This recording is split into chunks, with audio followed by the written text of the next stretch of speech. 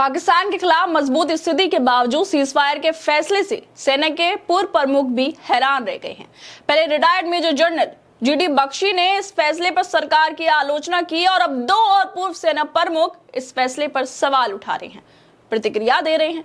पूर्व सेना प्रमुख जनरल वेद प्रकाश मलिक और जनरल मनोज नरवणे ने 10 मई 2025 के भारत पाकिस्तान सीजफायर पर अपनी तीखी प्रतिक्रिया देकर मोदी सरकार की चमक को फीका कर दिया है। जब बीजेपी मजबूत भारत का ढोल पीट रहे हैं, तब इन दिग्गजों ने सवाल उठाया कि ऑपरेशन सिंदूर की शानदार कामयाबी के बाद ये नरमी क्यों।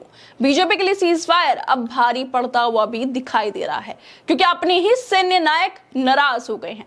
जनरल मलिक, जिन्होंने 1999 में कारगिल युद्ध में भारत को जीत दिलाई, वो सवाल उठा रहे हैं। मनोज नरवणे चीन सीमा पर तनाव कम करने के लिए जाने जाते हैं, वो भी हैरान हैं इस सीजफायर को लेकर, क्योंकि सरकार ने पाकिस्तान को हल्के में छोड़ दिया है। बीजेपी ने ऑपरेशन सिंदूर को पाकिस्तान को सबक बताकर खूब वाहवाही बटोरी थी, लेकिन अब सीजफायर का लगाम लगा दी है। मलिक और नरवणे जैसे अधिकारियों का विरोध दिखाता है कि सरकार का ये कदम न सिर्फ रणनीतिक चूक है, बल्कि सेना के मनोबल पर भी असर डाल सकता है। दरअसल भारत और पाकिस्तान के बीच सीजफायर का ऐलान हो गया।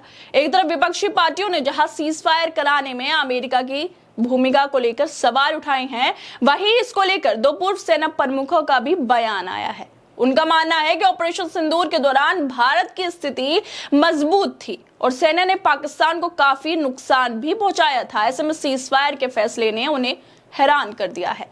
पूर्व सेना प्रमुख जनरल वेद प्रकाश मलिक ट्वीट करते हुए लिख रहे हैं कि 10 मई 2025 के सीजफायर ने भारत के भविष्य के इतिहास के सामने एक सवाल छोड़ दिया है कि 22 अप्रैल को पहलगाम में हुए पाकिस्तान के भयानक आतंकी हमले के बाद भारत की सैन्य और गैर सैन्य कार्रवाइयों से भारत को कोई राजनीतिक या रणनीतिक फायदा मिला भी है या नहीं मिला।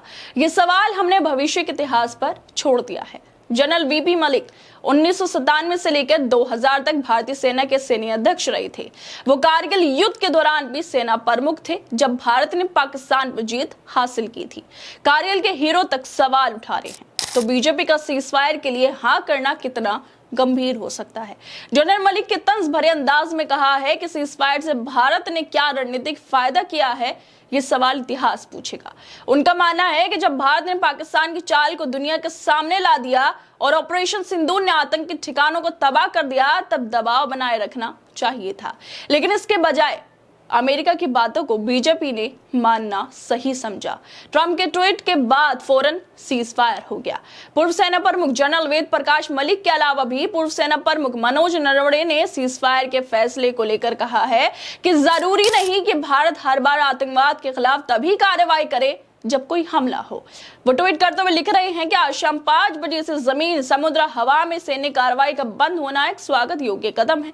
हालांकि हमें स्थायी समाधान तक पहुंचने के लिए दूसरे मोर्चे पर दबाव बनाए रखना चाहिए। जरूरी नहीं कि हम घटना के बाद ही जवाब दें। अब आतंकी हमलों में जान नहीं गंवा सकते। ये तीसरा हमला है, आगे अब कोई और मौका नहीं मिलेगा। जनरल नरवणे सितंबर 2019 से अप्रैल 2022 तक सैन्य अध्यक्ष रहे हैं। उन्होंने 2019 में जनरल बिपिन रावत के बाद चीफ ऑफ आर्मी स्टाफ का पद संभाला था। जनरल नरवणे चीन सीमा पर तनाव कम करने के लिए भी जाने जाते हैं।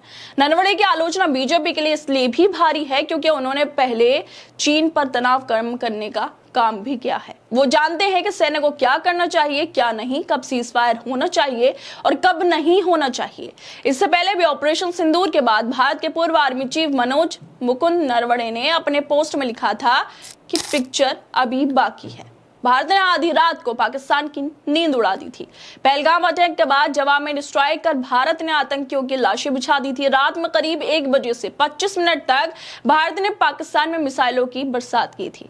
भारत ने स्ट्राइक कर पाकिस्तान के 9 आतंकी ठिकानों को निशानाबूद कर दिया था। ऑपरेशन सिंदूर में 90 से ज्यादा आतंकी मारे गए। ऑपरेशन सिंदूर के तहत ही भारत ने रात करीब 1 बजे पाकिस्तान के लाहौर, पंजाब और पीओके में स्थित आतंकी ठिकानों को निशाना बनाया था। भारत ने पहलगाम अटैक के 15 दिन बाद यानी 16वें दिन आतंकियों का सफाया कर बदला ले लिया था। आतंकी मसूद अजहर के परिवार के काफी सारे लोग मारे गए हैं और इतना सब होने के बाद अब अचानक सीजफायर भी हो गया है, जिस पर सवाल उठ रहे हैं। लेकिन देश के प्रधानमंत्री होकर नरेंद्र मोदी किसी के सवालों का जवाब नहीं दे पा रहे हैं। जनता के सवालों को जवाब ना सही, लेकिन उन्हें पूर्व सेना प्रमुखों की प्रतिक्रियाओं के सवालों का जवाब जरूर देना चाहिए। खैर दोस्तों, आप लोग क्या लगता है, जिस तरह से सीज फायर होते ही सवालों की बौछार बीजेपी पर पड़ने लगी है, जिसमें पूर्व सेना के प्रमुख भी शामिल हो रहे हैं, हमें अपनी राय जरूर दें। बाकी तमाम खबरों को देखने के लिए जुड़े रहिए हमारे साथ।